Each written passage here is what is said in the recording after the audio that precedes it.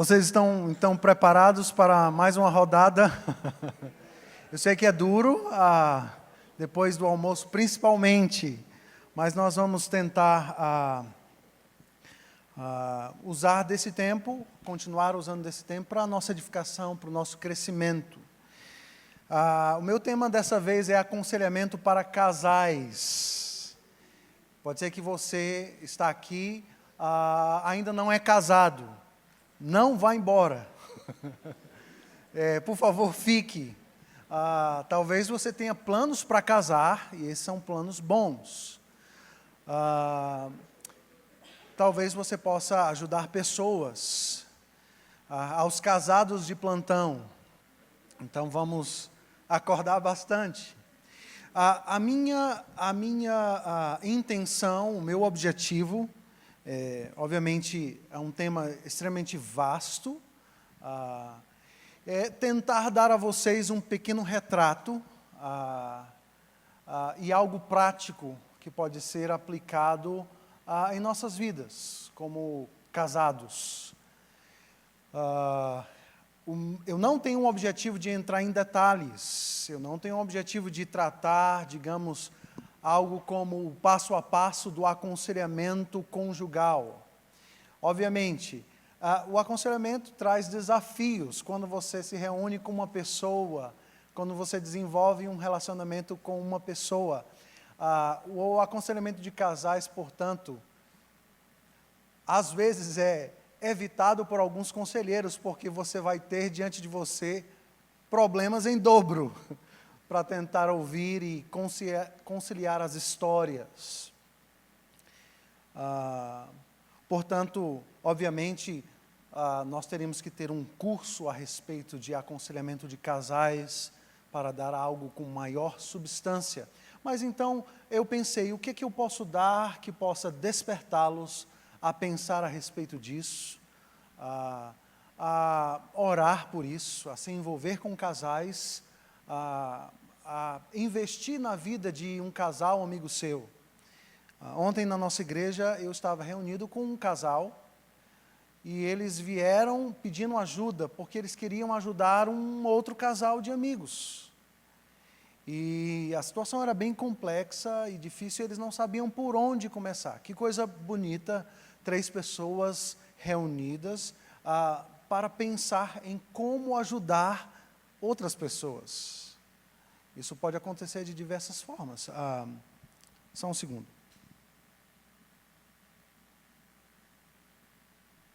Eu não vou atender o telefone, só quero o horário para mim. Então, que coisa bela, 3 pessoas pensando em como ajudar outras 2 pessoas. Nós passamos 1 hora conversando a respeito de alguns passos que poderiam ser dados, passos simples, não coisas assim altamente complexas, difíceis, mas eu identifiquei claramente alguma coisa que poderia ser tratada em primeiro lugar.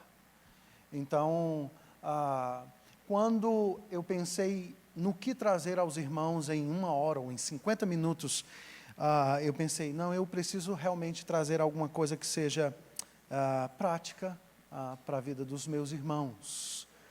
Para isso, vamos orar mais uma vez, vamos pedir a orientação do Senhor, a ajuda de Deus para mais 50 minutos dentro de um tema tão importante. Senhor, nós te agradecemos, ó Pai, por tudo que o Senhor tem nos dado nesse dia.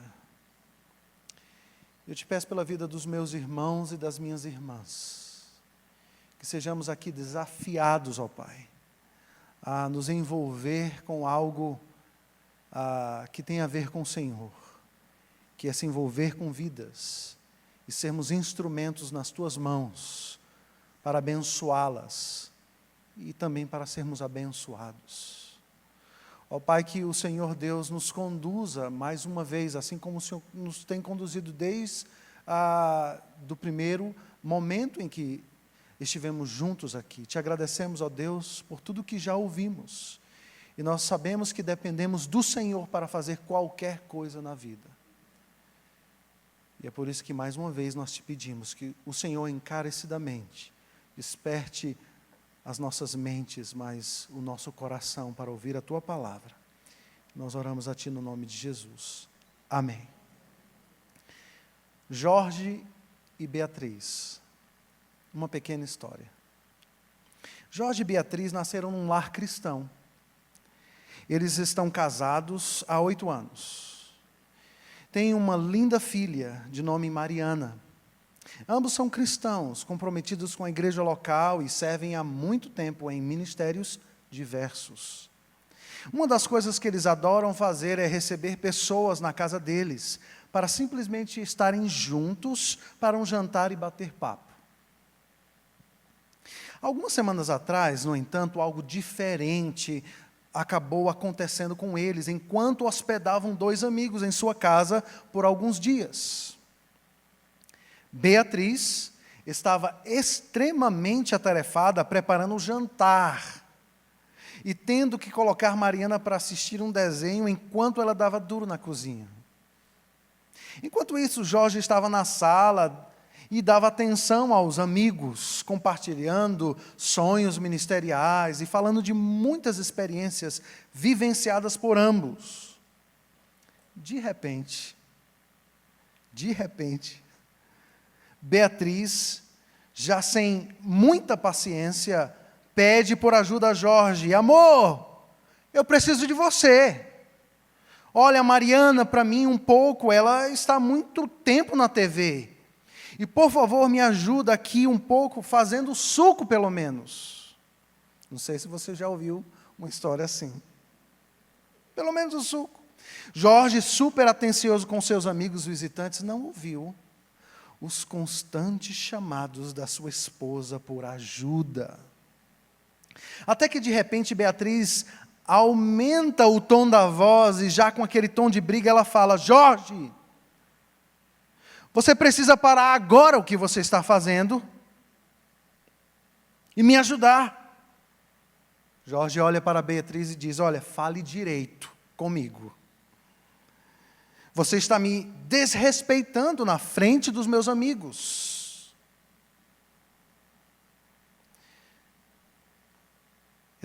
Eu não acredito que você está me tratando dessa forma. Beatriz responde: desrespeitando? Você é o culpado. Eu estou dando duro aqui na cozinha sozinha. Estou olhando a Mariana na sala e estou chamando há meia hora e você não me escuta. Esta é uma descrição real de algo que acontece não somente na vida deste casal, mas na vida de milhares de casais. Eu quero pedir desculpa se existe alguma Beatriz ou algum Jorge presente. Toda e qualquer semelhança é mera coincidência. Mas esse é um retrato de coisas que acontecem na vida real de casais. Casais se desentendem, casais se machucam, casais têm dificuldades. Não somos diferentes. Cada um de nós, dentro do nosso lar, temos as nossas demandas, as nossas situações, as nossas dificuldades para lidar. Este é um pequeno retrato de um dia comum na vida de Beatriz e Jorge. Este acontecimento, no entanto, pode se tornar numa bela oportunidade para tratar o coração diante de Deus e diante um do outro. E aqui eu coloco o meu objetivo com vocês. O meu objetivo hoje com os irmãos é falar sobre o casamento como um relacionamento entre marido e mulher, carentes da graça de Deus, para dar passos concretos de mudança nos momentos comuns do dia a dia. Sinceramente, irmãos, é uma confissão pastoral. Muitos casais procuram ajuda quando a coisa está quase que acabada. Por amor à nossa reputação e por outras coisas mais, como orgulho, temor dos homens, Nós escondemos as nossas falhas, mas nós sabemos, nós reconhecemos que cada um de nós aqui temos problemas dentro de casa. Discordamos, tensões acontecem, e muitas vezes nós perdemos de vista as oportunidades que o Senhor nos dá no dia a dia para observar coisas simples que acontecem e que nós perdemos a oportunidade de tratar o coração, de olhar para nós e de perdermos as oportunidades que o Senhor nos dá para tratar questões de relacionamento conjugal. Eu sei que o casamento, irmãos, é algo abençoador. Eu sei que o casamento é feito de momentos felizes, de momentos realizadores. Eu acho que o meu controle está desligado.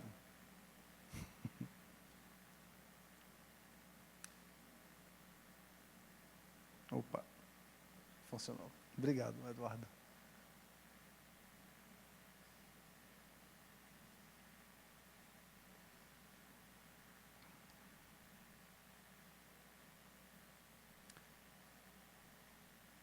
Eu creio que você, quando casou pensando em ter uma vida feliz. Ninguém aqui casou pensando em se separar. Absolutamente.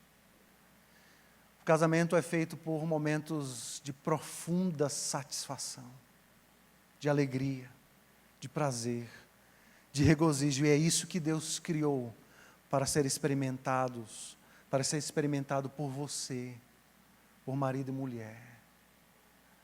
Momentos em que nós podemos saltar de alegria, momentos realizadores, bênçãos quando os primeiros filhos vêm, e nós podemos desfrutar de uma família. Pessoalmente, quando a minha filha nasceu, a Ana, eu pude compreender um pouco mais a respeito do ser de Deus, porque Deus é Pai. Nós somos sombras da verdadeira paternidade do Pai Supremo, daquele que ama, cuida, provê, sustenta, protege.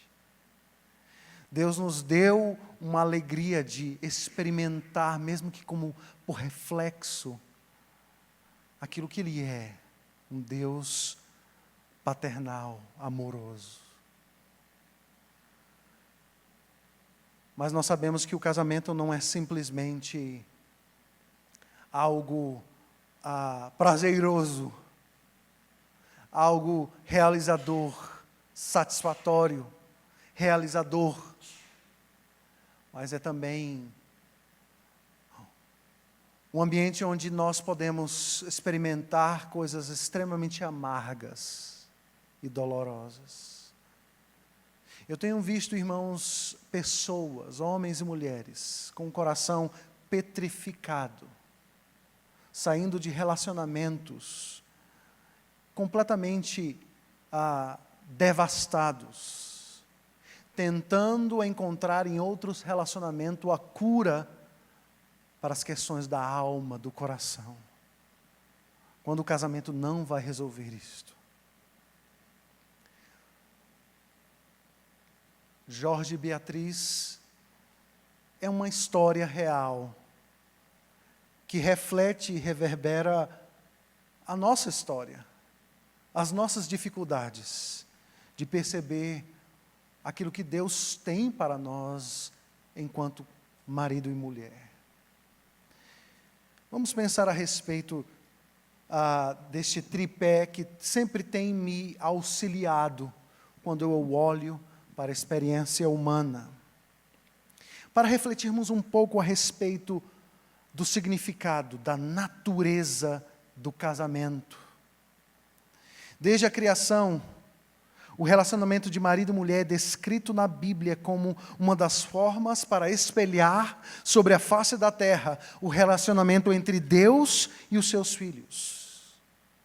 Percebem que em Gênesis, a Bíblia começa relatando o cenário da criação, e logo nos primeiros capítulos existe um casamento. E esse casamento ele é realizado por Deus. Deus cria o homem, e da costela de Adão ele cria a mulher. A Bíblia começa com um casamento. Portanto, o relacionamento de marido e mulher carrega em si algo espiritual. Problemas conjugais são problemas espirituais. Não há possibilidade de você ter a sua vida com Deus de forma profunda, verdadeira, intensa, e viver num campo de guerra dentro da sua casa. A Bíblia começa com um casamento. E criou Deus o homem à sua imagem, a imagem de Deus o criou, homem e mulher os criou. E Deus os abençoou e lhes disse. Deus dá mandatos, ordens. Deus dirige esse primeiro casal. A Bíblia, ela termina com um casamento. O encontro da noiva, a igreja, com um noivo, Cristo, glorificado e exaltado, descendo nas alturas para se encontrar com a sua noiva. Se você mapear a Escritura de ponta a ponta, você vai perceber, irmãos, que a linguagem conjugal é constantemente usada por Deus. Deus se refere ao seu povo como um povo fiel, um povo adúltero. Ele usa a palavra adultério para referir-se ao relacionamento entre ele e o seu povo. Porque vocês se venderam para outros ídolos, para outros deuses. Deus usa centenas de vezes a linguagem de casamento para se referir ao seu relacionamento com os seus filhos. Gênesis fala, capítulo 2, versículo 23. O homem deixará pai e mãe e se unirá à sua mulher, e eles se tornarão uma só carne. Esta sim é osso dos meus ossos, carne da minha carne. O homem e sua mulher viviam nus e não sentiam vergonha.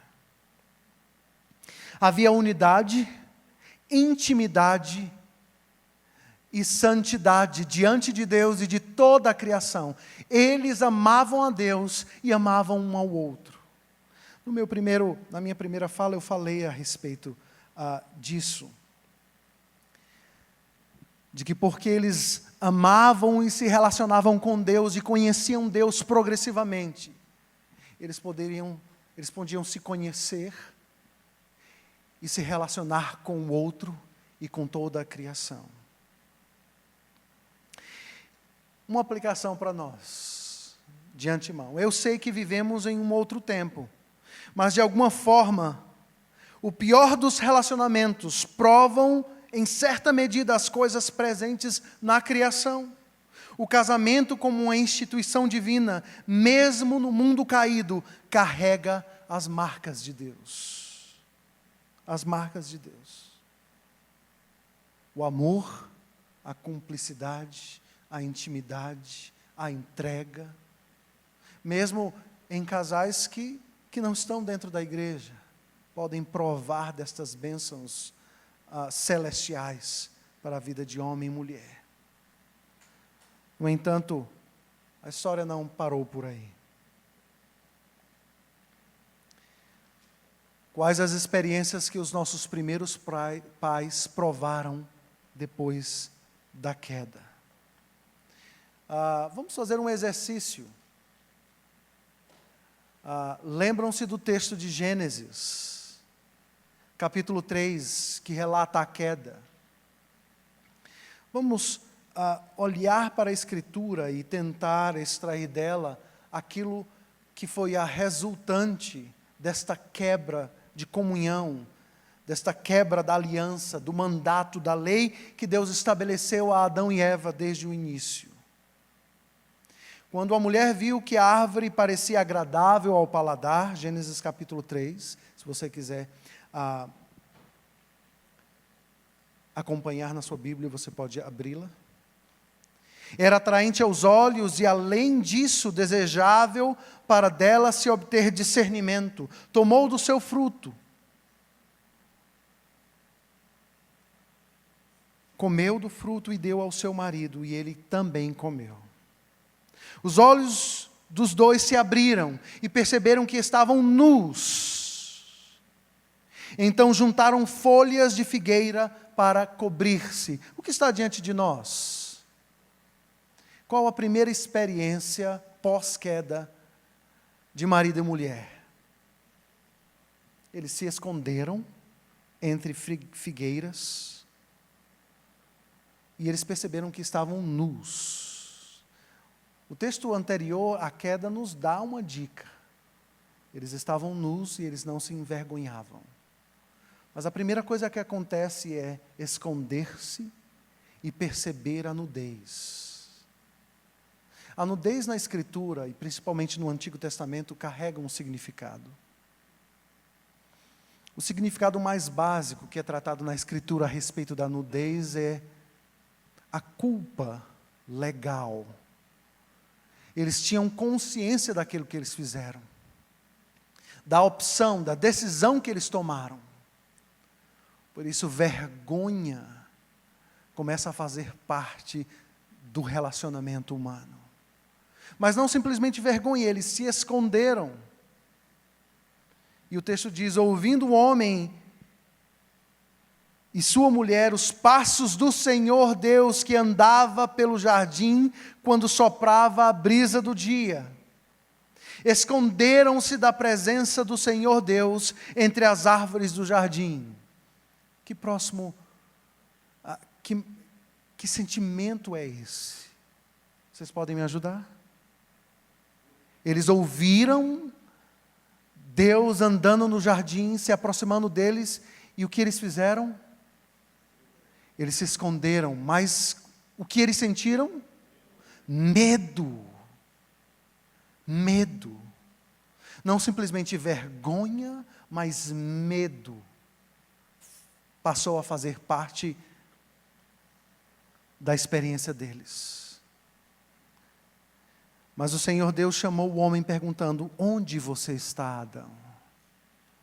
E ele respondeu: ouvi teus passos no jardim e fiquei com medo, porque estava nu, por isso me escondi. E Deus perguntou: quem lhe disse que você estava nu? Você comeu do fruto da árvore do qual lhe proibi comer? Disse o homem: foi a mulher. Foi a mulher que me deste por companheira, que me deu do fruto da árvore que eu comi. O que está diante de nós, irmãos? Me ajudem. O quê? Acusação. Pessoas acusam outras em que situação? Defesa. Eles querem se defender de alguma coisa. Mas a acusação traz consigo outro sentimento. Culpa. Mas... como? Desculpa. Se justificando. Mas tudo isso faz parte do cenário. Culpa, justificação, acusação. Juízo. Transferência de responsabilidade. Estamos chegando bem perto. Autopreservação. Oi? Mentira. Desobediência. Uau! Acusamos pessoas para nos defender, para nos proteger, mas para expressar também ira no coração. Ira no coração. Perceba que este padrão é replicado nos nossos relacionamentos. Jorge e Beatriz provaram disso. Ao atacar um ao outro, eles se defendem e ao mesmo tempo expressam acusando o outro. Ou seja, o padrão dos relacionamentos a partir da queda é cobrir o meu pecado e as minhas falhas, não reconhecê-las, tentar me proteger de todas as formas e apontar para o outro, para lançar a culpa sobre o outro. Um tribunal, um juiz que se ergue diante um do outro. Jorge fez isso com ela. Ele exigiu respeito de sua esposa.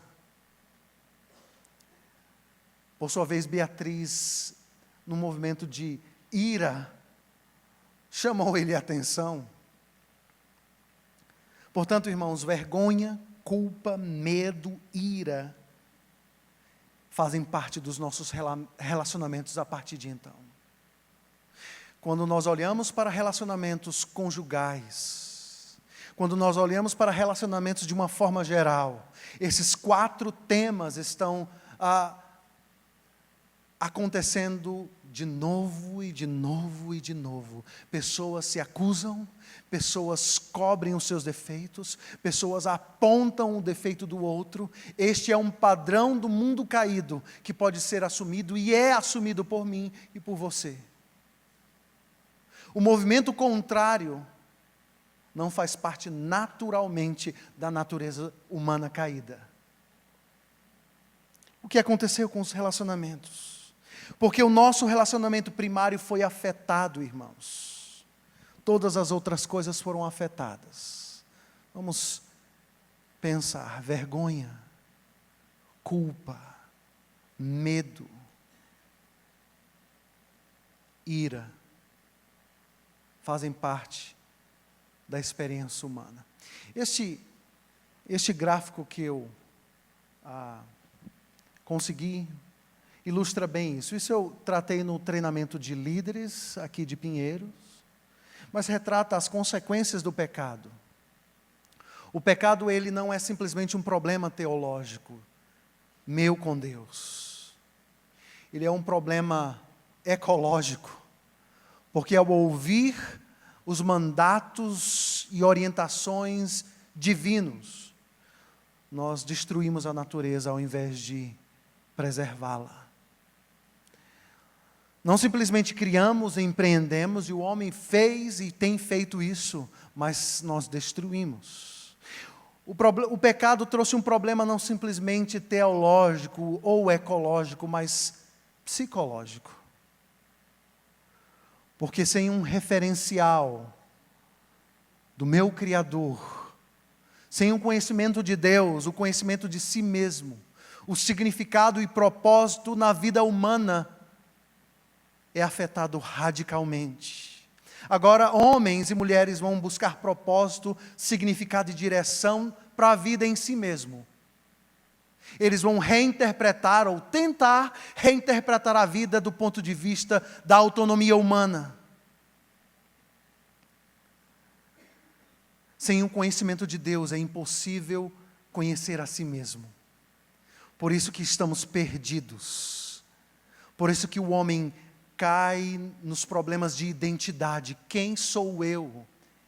E todos esses efeitos nocivos deste problema teológico que afetou a minha existência, o meu eu, fazendo com que pessoas se ergam para duvidar daquilo que Deus fez. Por isso que teorias como a teoria de gênero ganham espaço de forma galopante na sociedade, no mundo inteiro, porque agora a minha identidade é estabelecida por mim mesmo, não por um Criador dos céus e da terra. Eu decido o que eu sou. Mas na procura por si mesmo, o que o homem vai achar senão um vácuo? Agostinho dizia que o homem vai buscar satisfazer o seu coração nas coisas do mundo, nas coisas da criação de Deus, invertendo a ordem natural de dar glórias ao Criador. Eles adoram a criação, como diz Romanos capítulo 1. E por causa disso, irmãos, eles perderam um referencial de si mesmo, porque o referencial divino se perdeu. Por causa de um problema teológico, há uma ruptura interna na experiência humana. Mas o problema psicológico, ele é seguido de um problema sociológico. Nós não conseguimos mais nos relacionar com outros, de uma forma a refletir o amor, o cuidado, o suster, o serviço que é dado a Deus e, por consequência e por reflexo, ao próximo. Mas se nós acabássemos por aqui, eu tiraria qualquer esperança de pensar em aconselhamento de casais. A melhor parte da história é essa, irmãos. Nós não esperamos que momentos comuns do dia a dia possam nos levar a mudanças. Mas esta é aquilo que eu quero chamar a atenção dos irmãos. A história de Beatriz e Jorge é a história de todos nós. O padrão do Éden se replica na vida de cada casal e em relacionamentos de forma geral depois da queda. Todos nós lutamos com a presença do pecado em nossas vidas. Nenhum relacionamento acaba do dia para a noite. Nenhum. Ninguém acorda de manhã cedo, tendo vivido um relacionamento extraordinário com a sua esposa ao longo dos últimos anos e diz: eu não quero mais você. Se perdermos de vista aquelas pequenas coisas do dia a dia, para tratar conflitos e resoluções de problemas na vida conjugal, estamos perdendo algo de extraordinário, de provar a graça de Deus nos pequenos detalhes da vida. Se talvez você discutir com a sua esposa voltando para casa hoje, quando você levar uma cortada de alguém aí numa rodovia ou numa avenida de São Paulo e você perder a cabeça talvez e discutir com a sua esposa, eis ali uma oportunidade que Deus te dá para tratar coisas de forma concreta e dizer: eu errei. Não colocar a culpa no carro que te cortou, ou na tentativa dela conduzir a direção do carro. Eu acho que as grandes discussões que eu tive com a minha esposa, uma delas foi dentro do carro. Porque eu não sei por que elas querem dirigir o carro muitas vezes.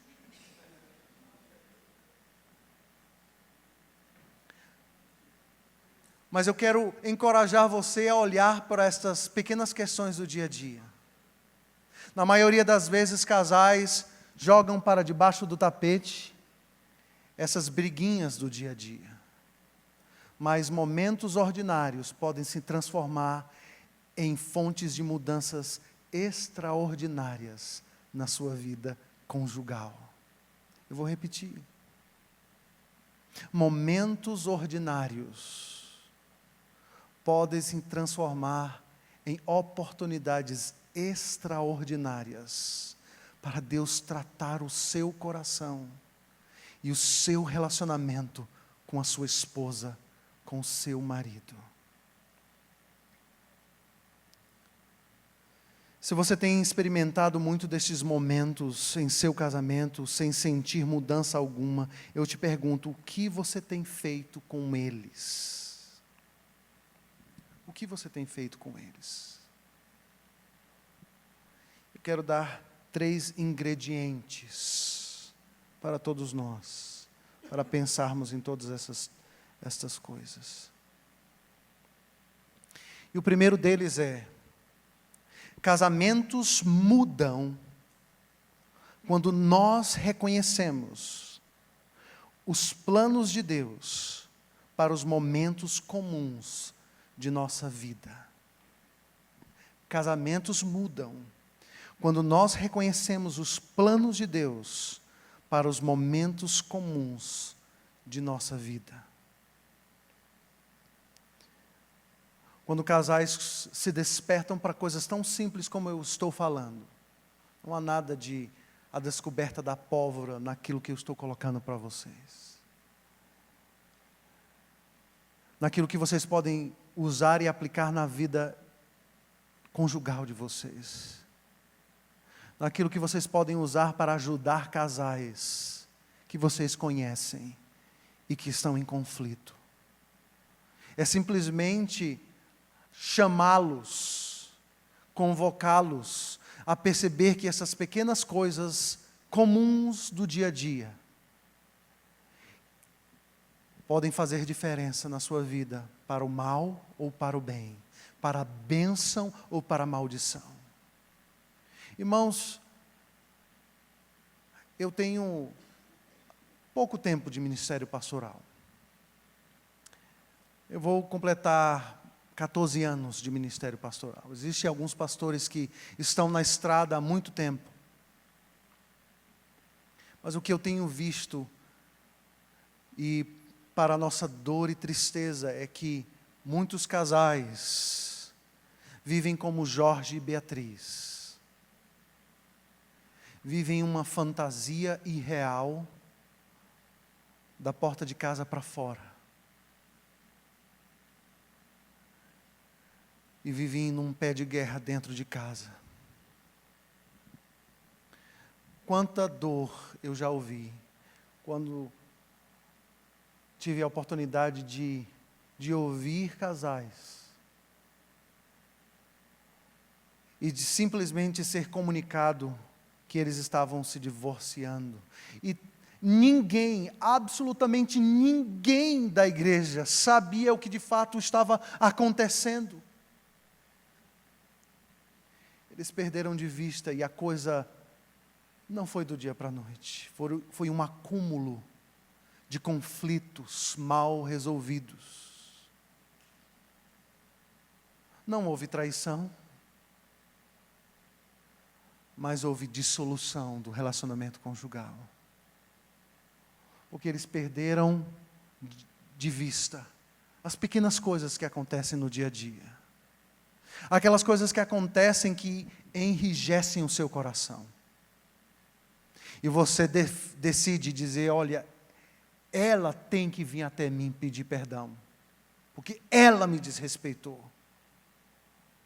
Talvez você olhe para o seu marido e diga: ele é um insensível. Ele não jamais se colocou no meu lugar em todas as coisas que eu tenho feito diariamente. E casais podem estabelecer ou criar estratégias, ou falsas estratégias, para tratar problemas conjugais, para deixar de lado as coisas comuns e perder a oportunidade de experimentar da graça de Deus, ao passo que eu me arrependo, ao passo que eu confesso os meus pecados, ao passo que eu reconheço os meus erros. Casais têm perdido essa oportunidade. Quando eles criam essas estratégias, talvez flores, um jantar especial, uma noite de sexo, seja usada de forma estratégica para encobrir faltas cometidas por casais, por cônjuges. Percebem como o pecado, ele pode cegar, ou na realidade ele cega o nosso entendimento?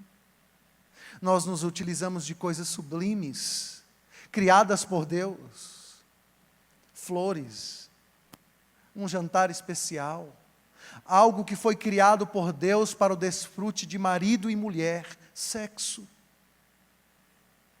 Mas pessoas pecadoras podem manipular outras, podem encobrir defeitos, podem tentar direcionar ou redirecionar o casamento, deixando de tratar coisas cruciais, coisas do coração, através de sublimidades, como essas 3 coisas que eu citei.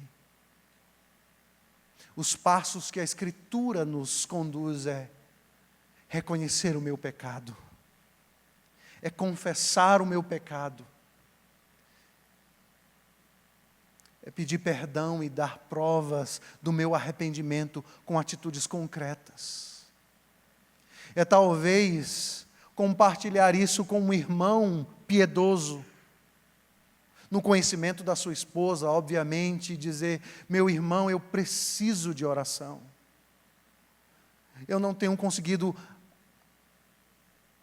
resolver os conflitos com a minha esposa. Que coisa extraordinária, irmãos.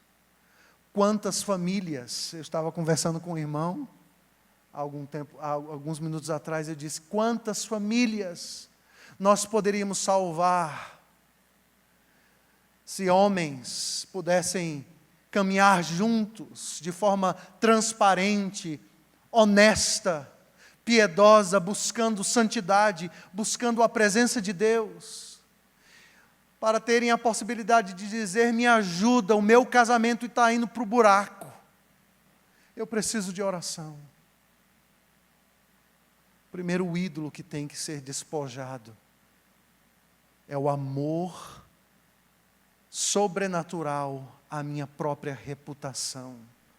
O que é que os outros vão pensar de mim? Dos meus problemas cuido eu. Não fale dos nossos problemas para outras pessoas.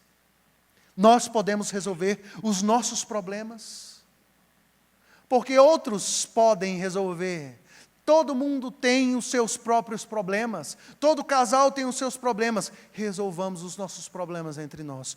Quando a coisa não consegue avançar, e o casamento vai se deteriorando, e o relacionamento vai se desfazendo, não do dia para a noite, ao longo dos anos.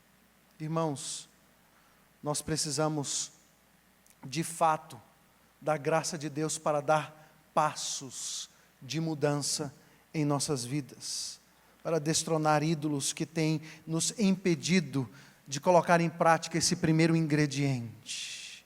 Segundo ingrediente: casamentos mudam quando nós estamos dispostos a amar de forma prática ao modo de Cristo, especialmente em momentos difíceis.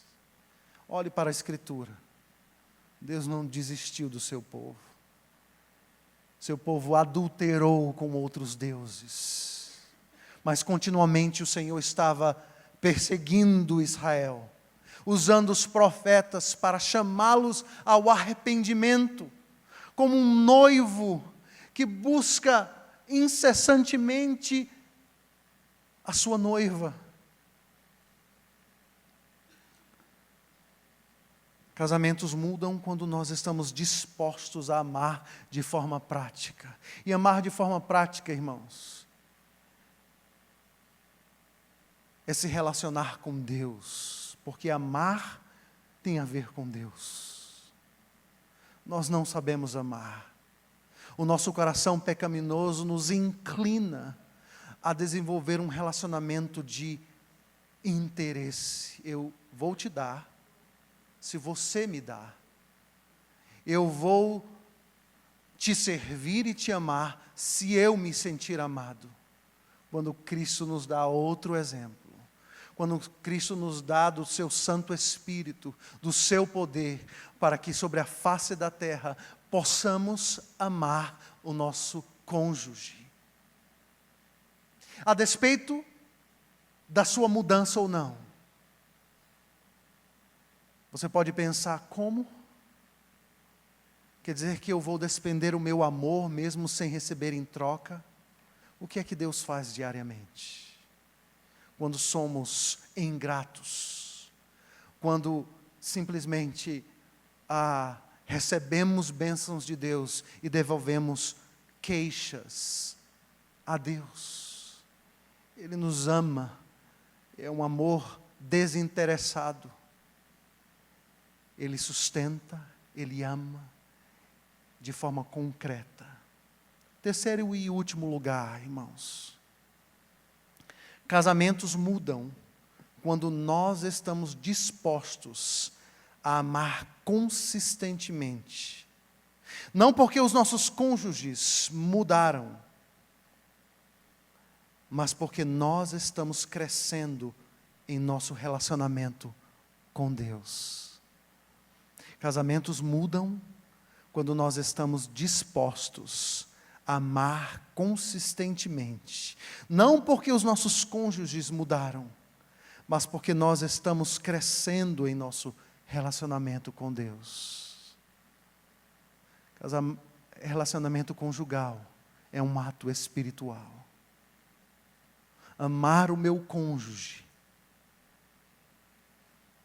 é um exercício espiritual que fazemos diante de Deus por sua graça, porque Ele derrama do seu amor no nosso coração. Quanto mais amamos a Deus, quanto mais nos envolvemos e experimentamos um relacionamento consistente, concreto com Cristo, mais, muito mais, nós seremos capazes de amar a despeito se o outro mudou ou não. Porque eu continuamente estarei refletindo a forma como Deus, o Criador, nos ama. Esses 3 ingredientes, irmãos, eu deixo com vocês, para nós avaliarmos essas questões bem práticas do nosso casamento.